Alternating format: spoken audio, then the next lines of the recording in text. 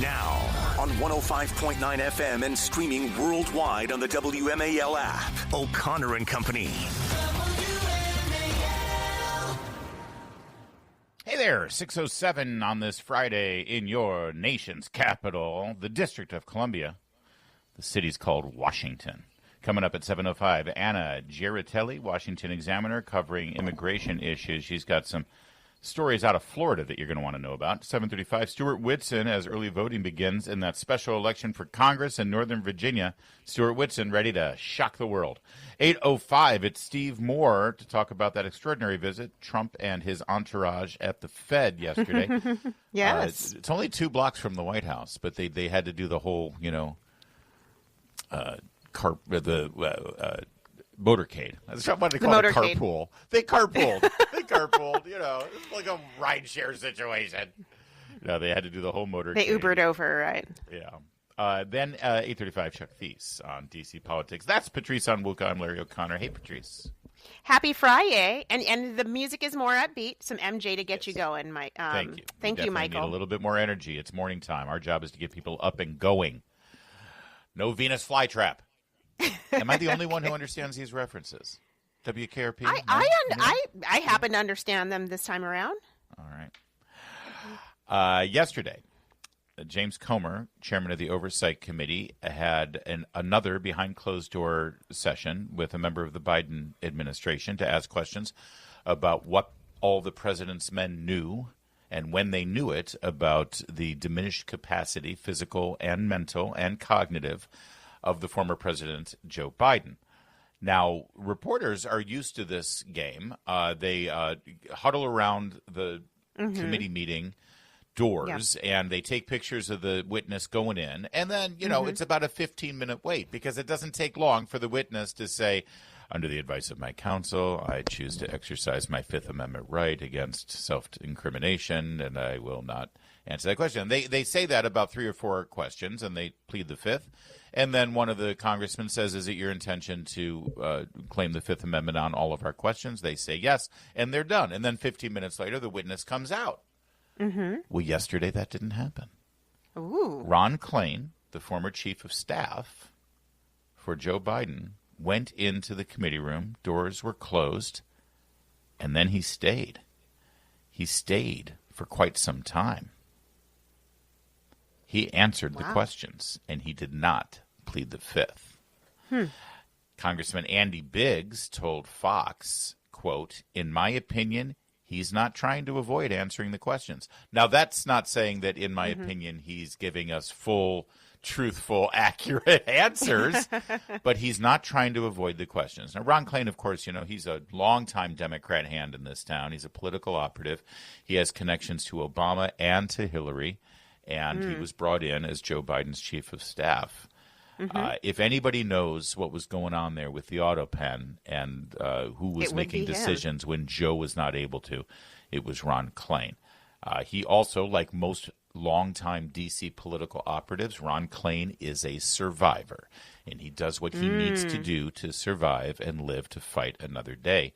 He's also somewhat extraordinary from other Democrats in that he voluntarily, willingly, and what appeared to be joyfully appeared on Fox News on a regular basis during the Trump administration. After the 2016 election, he would go on there as an analyst. In fact, famously, he was often on the air with a suit and tie from the waist up, and on the waist down, he was wearing gym shorts because apparently he has a sweating issue under the TV lights. I knew a lot of my colleagues who went on Fox News with Ron Klain were a little disturbed by what was going on from the waist down. I'll just leave it at that. He is not the only man who I've seen at Fox News doing television hits with business on top and vacation on bottom. I'll put it that way. Well, I mean, I've done blue jeans on the bottom, but never shorts. No, I'm talking about shorts. I'm talking about Bermuda shorts. I have seen guys. I've been on air with them, and then when we come out into the green room, you never know. Things happen sometimes, and the then camera you stand will catch up. you. Yes, don't ever do that. Anyway, now we don't have the details. We only have what he did not speak with reporters afterwards. He got the heck out of there. But he did. We're told that he admitted that Joe Biden was, quote, less energetic late in the term. And Hillary Clinton, who, of course, is a longtime confidant of Ron Klain and vice versa, deemed him not politically viable at the end there. You don't say. You don't say. James Comer, the chairman, said evidence emerges on a daily basis that would suggest Joe Biden wasn't mentally fit to be president. He told reporters afterwards that the former chief executive was put on mind-altering sleeping pills before his debate flop against former President Donald Trump. Now, that confirms what Hunter Biden said. Mind-altering, of course, would be Ambien, and anyone who's ever taken an Ambien knows that it can be a real powerful sleeping pill, and it is mind-altering. So they're starting to put the pieces together. By the way, if Joe Biden was on Ambien, I want to know who prescribed it. That was never part of the medical reports that his doctor, Kevin O'Connor, provided. Well, why do you think Dr. O'Connor pled the fifth? Yeah, absolutely. It's a good question. Klain told the oversight panel he was not aware Biden was taking Ambien ahead of the performance, claim Hunter Biden made in a Monday interview. Several other prominent former aides have invoked the Fifth Amendment, refused to answer questions from the committee. Klain didn't exercise that protection against self-incrimination. That's pretty much all we know. And again, just like the Hunter Biden affair during the Biden administration and other investigations that James Comer conducted, he's being very thorough, very professional, getting all of this testimony behind closed doors, and that's the way you want it. Once in a while, I would like a leak. Once in a while, I would like them to be a little less professional. I mean, it seems like we're getting some breadcrumbs here or there. New York Post has some reporting with sources familiar with his remarks. Klain, made stunning admissions to the House Oversight Committee in response to the accusations. In the sit-down, he denied that Biden lacked the cognitive acuity to govern or that he was too old to run for re-election. This is what the New York Post is reporting. But he, as you read, he said that his boss was less energetic and had a poor memory and frequently mixed up names. Yeah. Also here, the New York Post is saying that Klain divulged he donated $5,000 for then first son Hunter Biden's legal defense fund on behalf of Abby Lowell. So it looks like, so wait a minute, why would the Hunter Biden need to be, begging everyone in the Biden orbit for cash for his legal defense? Was he really that hard? What happened to all the millions that he managed to pillage? He's just a poor, starving artist. Ron Klain, as I said, is a political survivor, longtime political hand, longtime D.C. hand. He knows what he has to do to live another day. He also knows how to skirt right around the truth and still stay somewhat within the realm of not perjuring himself. I'm sure he said just enough to clear that hurdle, but at the same time, he ain't throwing Biden under the bus. Don't count on that. WMAL, making sense of the news. Live from the Home Paramount Pest Control Studios. Home Paramount, the leader in pest control since 1939.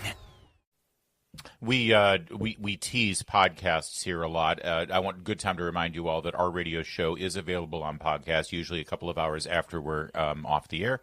So if you miss any of our 4 hours or any of the interviews that we tell you about, you can always download it. So the best thing to do is to subscribe to our podcast, O'Connor and Company, on all platforms. There's one podcast out there, Patrice, I'm sure you're familiar with it, that used to sort of focus mainly on politics and pop culture and racial issues. But lately, it's been focused on one topic. Does Brigitte Macron, the First Lady of France, have an innie or an outie? Like a navel? No, I'm talking about boy and girl parts. Basically, Candace Owens has been obsessed with whether Brigitte Macron is actually a dude. And she's just gone straight out and said it, that Brigitte Macron is a man. And this has reached the point where apparently the president of France, Emmanuel Macron, has gotten really angry about it and sent cease and desist letters to Candace Owens. I'm told that he even asked, this is a rumor that was leaked out there, but Emmanuel Macron at an international meeting asked Donald Trump to intervene and rein in Candace Owens and tell her to lay off the First Lady of France, Brigitte Macron, who Candace Owens is bound and determined to tell the world was actually born a man. Wow. And now things have escalated this week. Brigitte Macron has officially sued Candace Owens for defamation. Now, first of all, why is it defamatory to say that you're trans? See, defamation means that you're saying something that is untrue and damaging to a person. I thought it was the most wonderful thing in the world to be a transgender individual. It may be for those, but it may be for the Macrons that they consider it damaging, especially if they have donors. Are you kidding me? They embrace every kind of sexual abnormality in that country. Well, that may be the case, but maybe for their donors or maybe for specific people that they really care about, this is an issue that they don't want to accept. Apparently, Brigitte Macron is devastated by this, and it's like she's obsessed with it. She's very angry about it. Well, listen, I'm a woman. If somebody said, "Oh, to my husband, Victor, you're married to a man," I would be irate because I'm a woman. Exactly. Emmanuel Macron should be angry, but again, if you buy into the transgender ideology here, to say that somebody is transgender, if you claim that is defamatory, then you have to make the case that this is a negative thing to say about somebody at a time where we've got pride flags everywhere.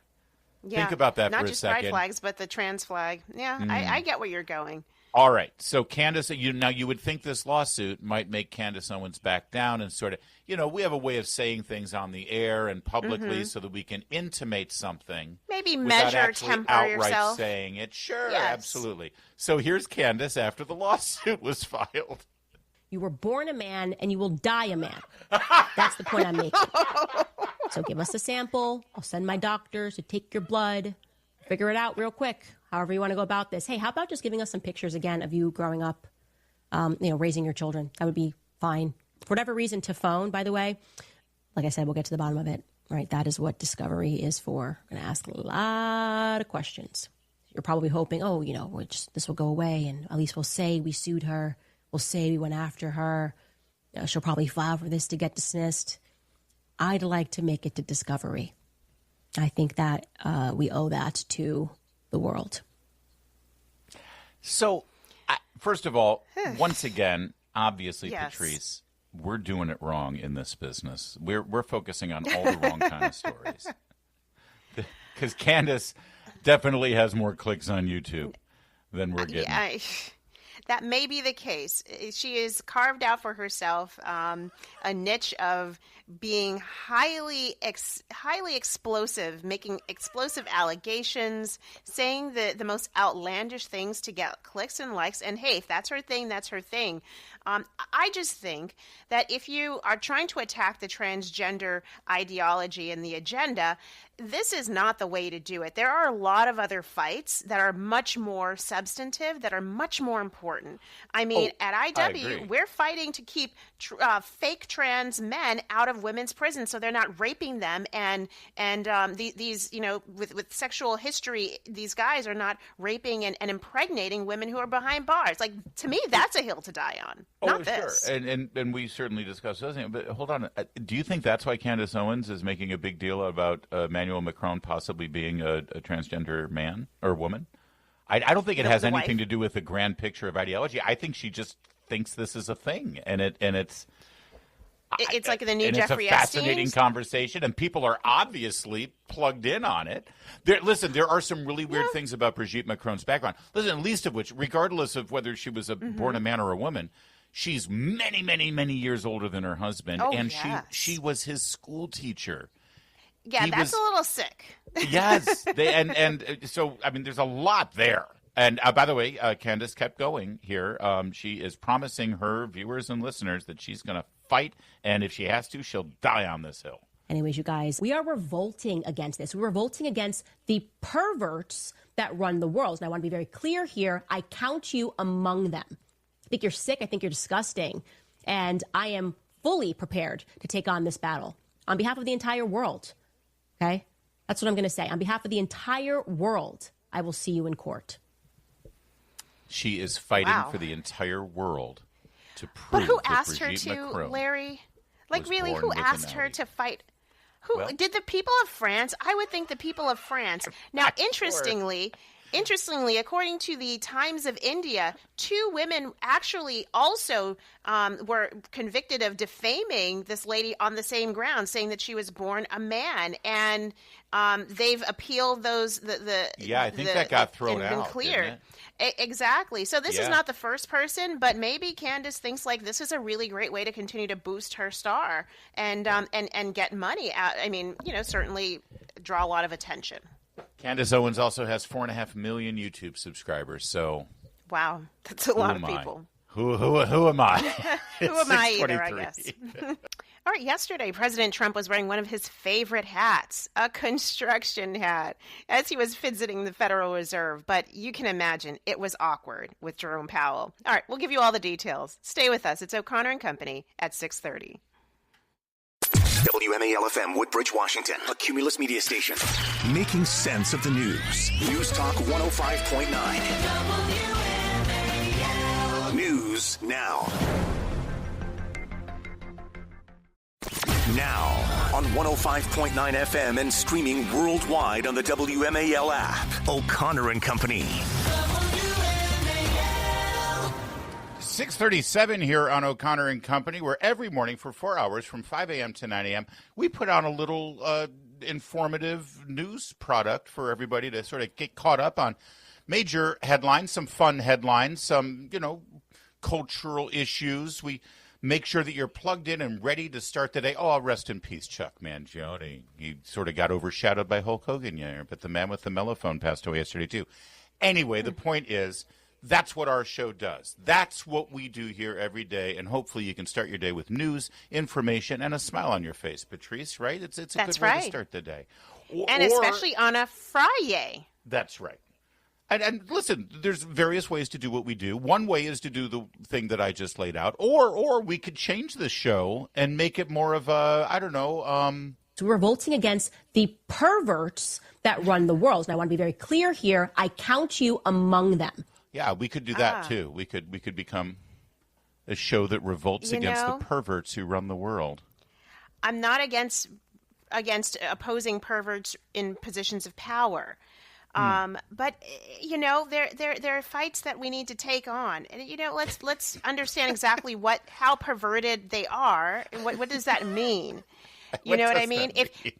Is that bringing kids, into situations we fight against that, but Let me just say, I worry that my backhanded sort of gentle mockery of Candace Owens is misinterpreted in some way as actually finding her amusing or non-threatening. She also, by the way, as she was sued by the First Lady of France, who for all I know could very well be a man. I don't know. I don't make it a major topic of my conversation every day, on the radio or off, by the way. But also this week she was deep into Holocaust denial. And, she's just asking questions, Patrice. And she also accuses people I know of being part of, a big perverted, deviant class in Washington, D.C., which if they are, I mean, they've never invited me to the party. Let me just say, I just want to be clear. I don't want to be misinterpreted.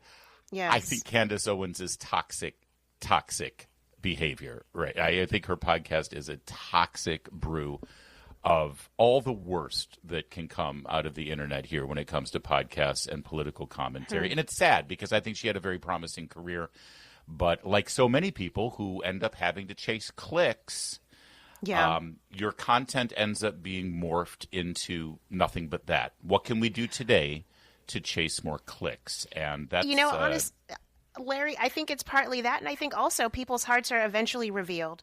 You know what? At the end of the day, what's in your heart is going to spill out onto the page or through the microphone, and I will leave it at that. People, please, do not call me Candace Owens. I was a conservative before, and I will be conservative when she leaves. Let me the tell room. you, Patrice. Thank you, my friend Kira Davis. I have so many righteous, courageous black women who have been conservatives for decades. And because of Candace Owens, people come out and said, you're just trying to copy Candace Owens. It's like, excuse me, they were there for like 15 years before Candace Owens decided to crack open a microphone.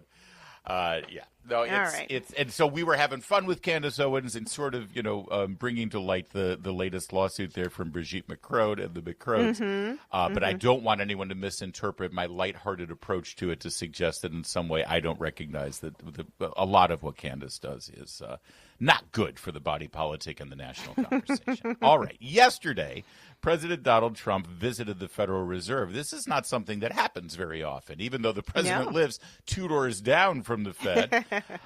He took his hard hat, by the way. Great to see the man who made his living in construction wearing that hard hat and walking around the... And it looks so authentic on him. Yeah, exactly. Unlike other politicians when they stick the thing on and it looks like they're, cosplaying down the Main Street USA at Disney World. He's checking out, of course, the now infamous multi-billion-dollar renovation of the Federal Reserve. Here's President Trump, cut 5. Well, thank you very much, everybody. And it feels very good, actually, to be back on a construction site. If you remember, not so long ago, we rebuilt the old post office into the Trump Hotel, and we sold it to Waldorf Astoria. And it was a great success, and we had great luck with the building. We did a good job. We built it quickly and relatively inexpensively for about $200 million. And that was a big hotel, big project. But we looked around, and Tim Scott's here someplace. Tim, come on up. You saw what we saw. And the big thing is to get it done. They have to get it done. They got to get this done. And so you have to understand, Trump is very frustrated with Jerome Powell, the Federal Reserve Chairman, because he hasn't. But he kept rates low during Obama. He raised rates during Trump. He kept rates low during Biden, and now he's kept rates high during Trump. It's uncanny how that works. And so he's very frustrated about that. But instead of putting pressure on him and threatening to fire him over his conduct as chair of the Federal Reserve, there's a lot of concern and controversy over his overseeing of the vastly overexpensive renovation project. And so he's making a big deal out of that. It's classic Trump. It's like, I could fire you for all this, but I'm more concerned about this right now. So instead of people complaining that he's firing the Federal Reserve Chairman because he's not happy with how he's done his job, instead the story will be that he fires or pressures the Federal Reserve Chairman out of his position because he's mishandled this project and mishandled American tax dollars. It's brilliant, actually. And so here is Trump. Nice move, yeah. Cut 7 here. Cut 6. Trump addresses these concerns directly with Powell, hands Powell the budget with a memo that has all the overruns. And Jerome Powell, the man in charge of the Federal Reserve and the central bank and all that, he looks like he's never looked at a piece of paper with equations with some numbers on it. It's hilarious. Take a look. With the chairman, as you know. Chairman, come on over.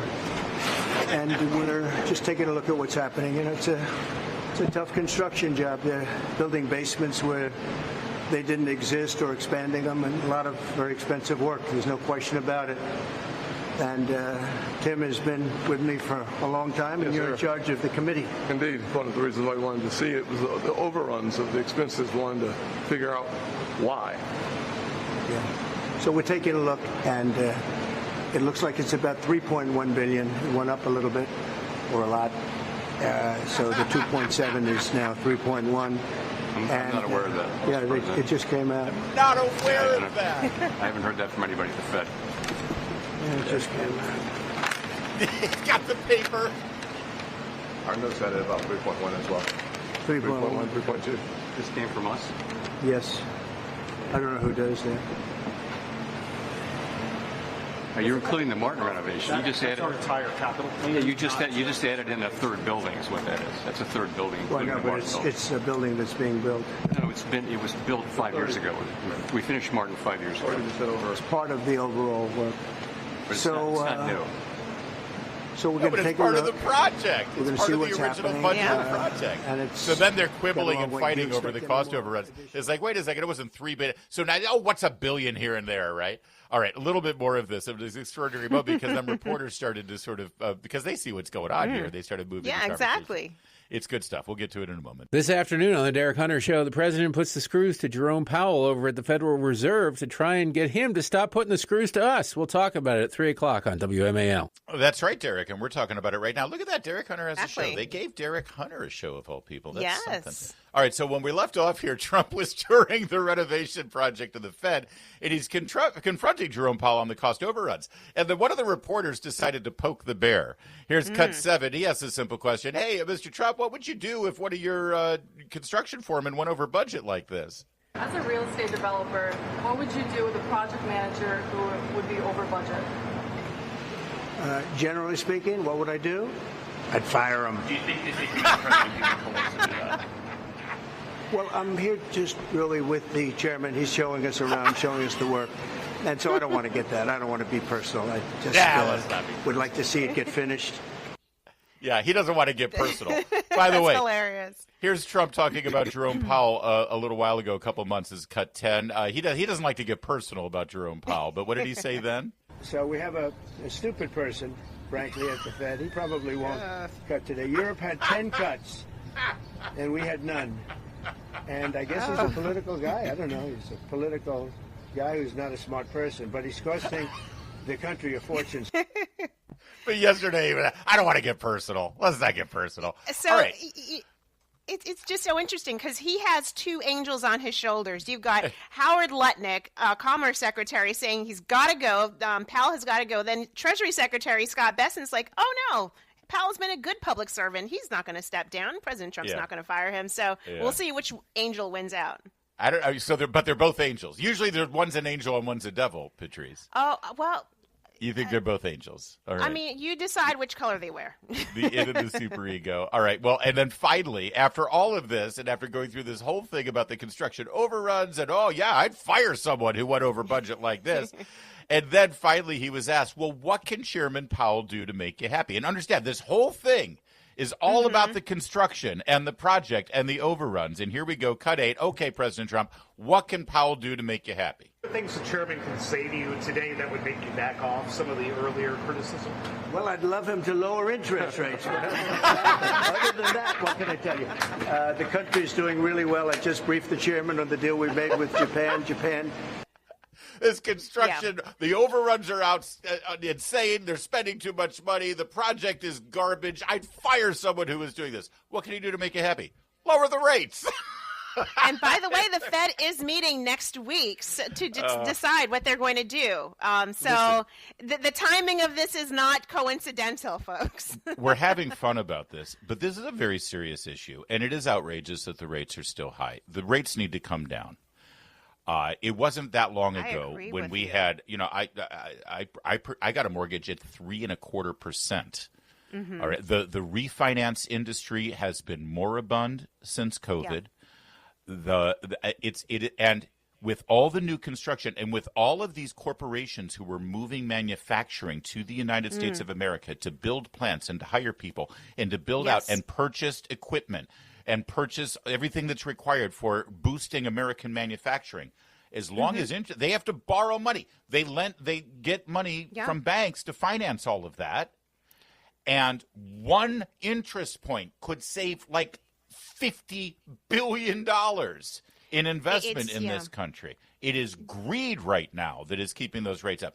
And if they bring those rates down just a little, it's so important, we will see even bigger explosion in our economy. And that's what we're looking for here. And however Trump makes it happen, if this whole thing with the hard hats and the construction and the budget overruns does it, God bless him.